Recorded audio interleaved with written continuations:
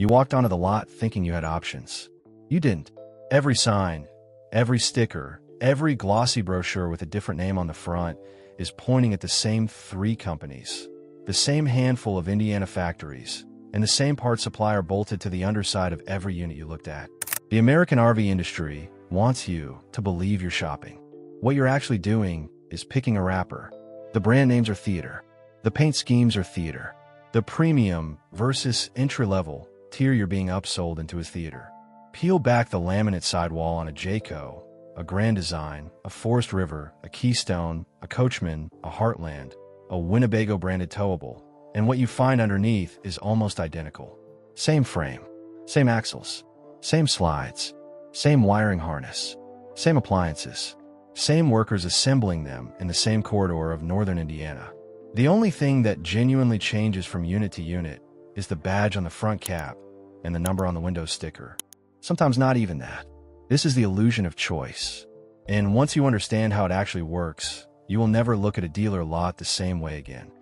Start with who owns what, because the brand names are the first lie. Three companies control roughly 90% of the American RV market. Not 90% of the luxury tier or 90% of the bargain end. 90% of the entire industry. Thor Industries is the biggest of the three, and under the Thor umbrella you'll find Jayco, Keystone, Heartland, Dutchmen, Starcraft, Airstream, Tiffin, Integra, Crossroads, and Thor Motor Coach.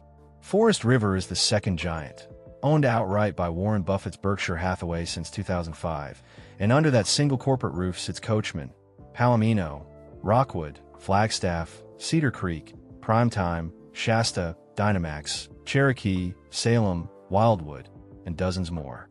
Winnebago Industries rounds out the top three with Grand Design, Nilmar, and the Winnebago branded product lines. When you drive to three different dealerships and compare a Keystone against a Heartland, you are comparing two Thor subsidiaries. When you weigh a Coachmen against a Cherokee, that is Forest River against itself. When you pit Grand Design against a Winnebago towable, same parent company. The market you think you're navigating is a closed room with three exits. All three exits lead to the same parking lot. Now go one layer deeper, because the ownership chart is not even the real story. The parts are: one company, Lippert, booked $3.7 billion in net sales in 2024 on the engineered components that go into recreational vehicles. Frames, axles, suspension systems, slide-out mechanisms, entry steps, landing gear, awnings, furniture, windows, air conditioners. Lippert's own CEO has publicly stated that the company's aftermarket business touches nearly every RV on the road. Content per towable unit. The dollar value of Lippert product bolted onto a single trailer before it leaves the factory has grown 67% since 2020 and now sits near $5,700. That is not a supplier. That is the skeleton of the American RV industry, wearing a different brand of skin every time it rolls off the line.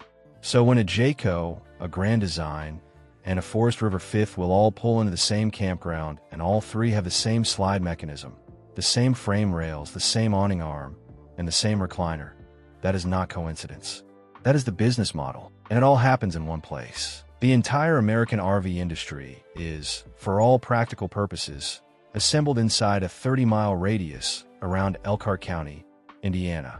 Same towns, same labor pool, same suppliers trucking components down the same two-lane roads. The plants are not automated the way car factories are. They are hand-built lines, and in most of them, workers are paid per unit finished rather than per hour worked. The Wall Street Journal reported that from 2015 through 2024, Forest River alone issued more safety recalls than any American automaker or any other RV manufacturer, despite producing a fraction of the volume, and that nearly half of those recalls stemmed from manufacturing error rather than faulty parts. During the pandemic surge, one Winnebago worker told IndyStar's line went from building 16 units a day to 36 at the peak. The trailers assembled during those years now have a nickname in the owner community. They are called COVID trailers. Nobody who owns one is laughing when they say it. And here is where the entire arrangement turns rotten. Because when every brand is using the same supplier for the same critical components, the same failures show up everywhere. And when they do, nobody takes the blame. In 2024, the National Highway Traffic Safety Administration opened a formal investigation into 55,887 Grand Design Momentum and Solitude fifth wheels, model years 2017 through 2023, after widespread reports of frames that were literally bending and separating beneath the trailer body during normal highway towing. Grand Design, a Winnebago-owned brand, told regulators the defect was cosmetic and confined to the upper deck. Lippert, which built the frames, told regulators the problem might extend all the way forward to the front axle, a far more dangerous structural failure. One side says it is the manufacturer's design. The other says it is the supplier's build. Meanwhile, the investigative outlet Hunterbrook documented that Winnebago had been quietly settling with affected owners using non-disclosure agreements, buybacks, and social media takedowns, while the company's CEO stood on an earnings call and dismissed the public complaints as misinformation. Federal investigators are now inside that same data set. That is one defect, one brand, one frame supplier. Now look at Forest River. A Montana man named Jay Nelson pulled over on a family camping trip in 2020 because his fifth wheel was on fire. The wire running from his tow vehicle's 7-way junction to the trailer's house batteries had shorted and ignited because Forest River, according to the class action he later filed in federal court, had not installed a fuse or circuit breaker anywhere in that circuit, a basic overcurrent protection called for by the industry's own fire safety standard. Nelson's experts estimated that more than 1 million Forest River towables could carry the same defect. The company recalled about 41,000 units, a small fraction of the potentially affected population. One Wisconsin couple, according to the Wall Street Journal's reporting on the case, lost their home and their pets in an RV fire and only learned afterward that their trailer had been recalled for the exact wiring defect that had burned them out. A field survey cited in the litigation found that roughly 60% of sampled Forest River models contain the same missing protection wiring. This is not a one-brand problem, and it is not a one-component problem. This is what happens when an entire industry is running on the same playbook, built to the same cost targets, by the same workforce, under the same get-it-out-the-door pressure. The same pattern shows up in a component most buyers have never heard called the Schwintek slide-out. It is a Lippert in-wall mechanism installed on more than 70 RV brands. You press a button, a wall of your camper moves out, you get more room. Sounds simple. It is not. Owners across dozens of forums, Grand Design, Forest River, Jayco, Coachmen, Alliance, Thor Motor Coach, describe the same litany. Slides that refuse to sync. Slides that arrive from the factory crooked. Slides that jam, strip gears, burn out motors, fail within weeks of delivery, fail on the second trip, fail on the 20th trip, fail 2 weeks after warranty expires. One owner documented 8 slide failures and 2 jack failures in 24 months. Replacement of the entire slide system with an aftermarket alternative runs around $11,000 of owner money.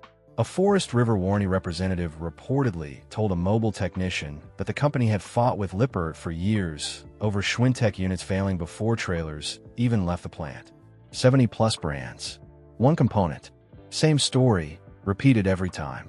And when any of this breaks on you, the paperwork you sign to the dealership is designed to make sure the manufacturer walks away clean. Almost every major RV manufacturer offers a 1-year limited warranty. 1 year. On a purchase that can cost as much as a small house. Starting in 2021, the industry began rewriting its warranty language to cover only substantial defects, narrowly defined as problems that stop the trailer from functioning for short-term recreational trips. A carefully engineered carve-out that excludes the full-time owners the same industry markets to the hardest. Every major appliance, every slide, every axle carries its own separate warranty from a different supplier. So when something fails, the dealer gets to play past the parcel for weeks while your rig sits in the back lot waiting for a part and an authorization number. Owners routinely report units sitting at dealers for 9 months, 12 months, 14 months before a single repair is completed. Most state lemon laws don't even cover towable RVs. Only 7 states include motorized RVs fully under lemon law protection. 19 cover only the chassis portion. 25 states don't cover motorized RVs at all. Read that twice. The dealers know every word of this. That is the part most buyers never put together. A mega dealer like Camping World does not particularly care which brand you drive off with, because the real profit is on the back end. The financing markup, the extended service contract, the prep fee, the delivery fee, the accessory package. And because the same three manufacturers own almost every brand on the lot, the dealer is not truly negotiating against competing suppliers the way a Honda dealer negotiates against a Toyota dealer. It is closer to a supermarket stocking 3 private label versions of the same cereal. So here is the truth the industry does not want printed on any brochure. When you shop for an RV in America, you are not choosing between 50 products. You are choosing a decal. The frame under your trailer came from Lippert. The slide mechanism came from Lippert. The suspension, the steps, the awning, the landing gear, the furniture, Lippert or one of a small handful of other suppliers that every builder in Elkhart uses. The workers who screwed it together were paid per unit, in the same corridor of Indiana, under one of 3 corporate parents that collectively own almost every brand name you have ever heard of. The warranty was drafted by lawyers whose entire job is to limit what the word warranty actually means. The defects were predictable because everyone is building the same way, and the dealer who sold it to you made his real money after you signed. The illusion of choice is the most profitable product the American RV industry has ever built. It sells under 40 different names on every lot in the country. If you want more of the truth the industry hoped you would never figure out, subscribe.